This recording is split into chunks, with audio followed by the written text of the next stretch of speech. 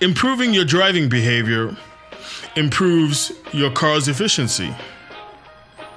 And the reason why I think you should listen to me about this is that there is a long-term positive knock-on effect that you will see in the form of money that will remain in your bank account. Good morning. It's that time of the day again. Let's have coffee.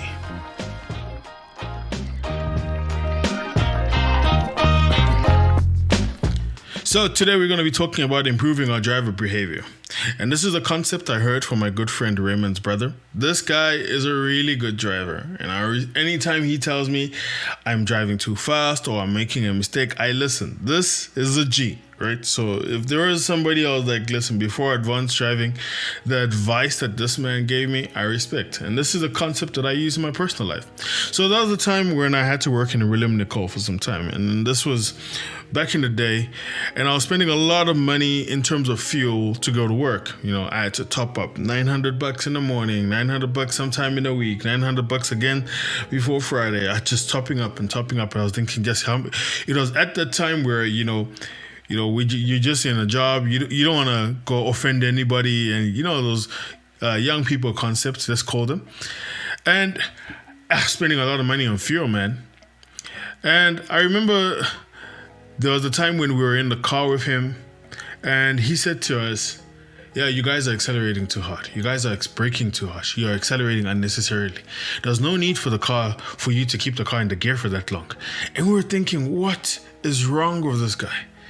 I was young at the time. And I remember when he elaborated on this concept for us and he showed us his presentation, this thing actually sank in. And he challenged us. And at that time, my car that I was driving to work was at like 12 kilometers per liter. And that was like the highest I could ever get. And I was fine with that, And he basically said, look, let me tell you in a summary. And this is the lesson. The most important driver actions that impact performance and efficiency, and I remembered like it's daylight, is acceleration and braking. Generally, harsher actions will reduce efficiencies, while gentler actions will improve the efficiency and the range of the car. And I was like, what? And he said, braking more gently shows that you are anticipating the road ahead and you're aware what's going on.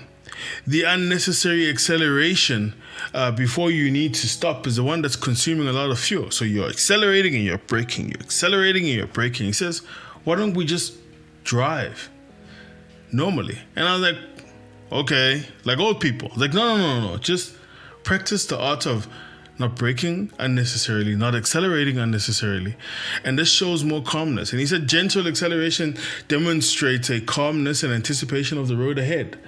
And I was like, okay, this is something worth thinking about. And he said, try it, and then let's see what happens next Friday. So we do what we all do religiously when we're in that time of life. Sunday, you top up your car full tank after the car wash visit. All right, Monday, I woke up early. Like he said, wake up an hour early. So I woke up early, left the house at 6 o'clock, and I was relaxed. I maintained my speed range of 110, between 120, and then back down to 100. I kept in the slow lane or the lane in the middle because, he said I mustn't drive in the fast lane.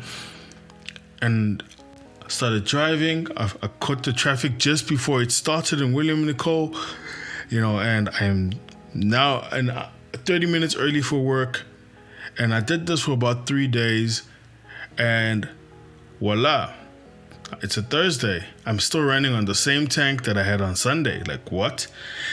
But what caught my attention was that unbelievable figure of 22 kilometers per liter. I'd never done that. And I started asking myself, well, what am I doing? Well, what was I doing wrong? Friday came. I'm still at 22 kilometers per liter. I'm now at half a tank still.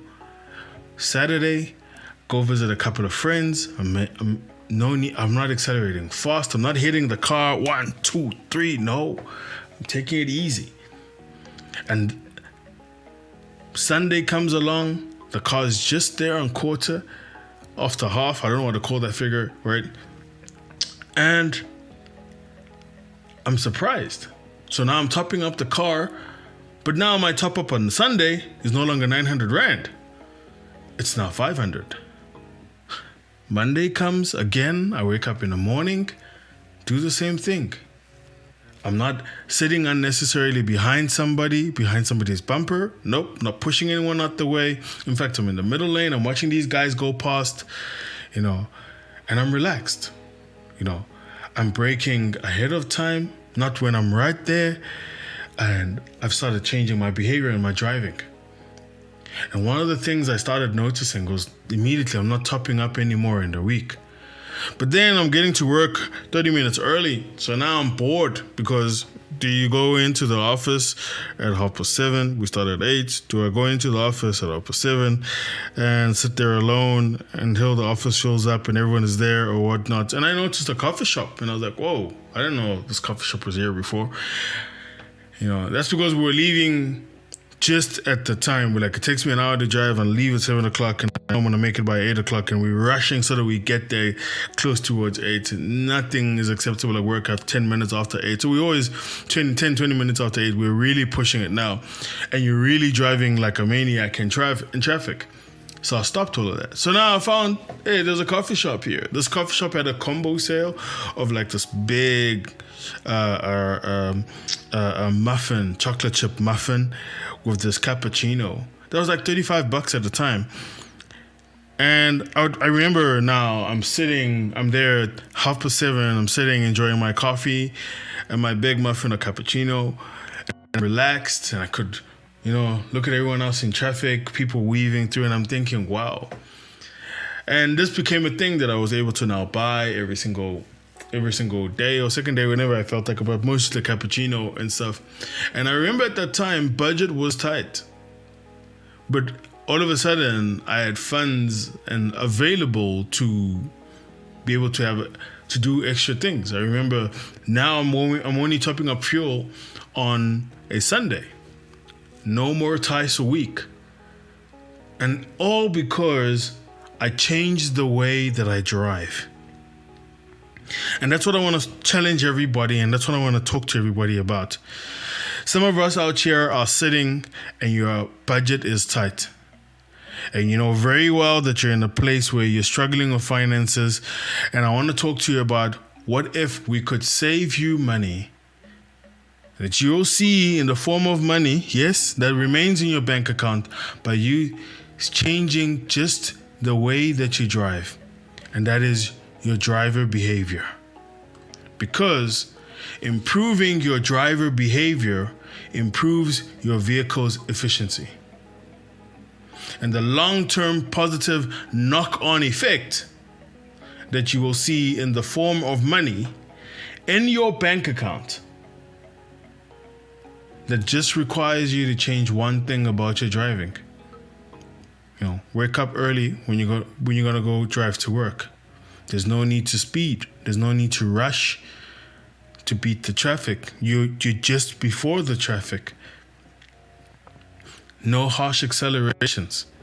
Don't brake harshly.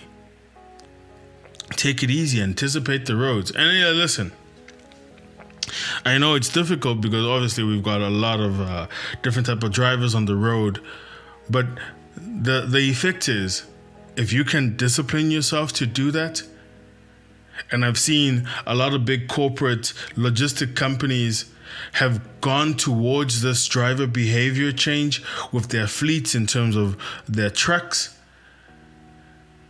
They realize that benefits in terms of fuel because their truck drivers are not driving fast, less accidents, they're not harsh braking, they're not losing loads, and most importantly, they see it in the form of fuel. My name is Toto Yende, and I'd like to challenge you. In fact, I double dare you. Change the way that you drive, and tell me if you don't see the money remain in your bank.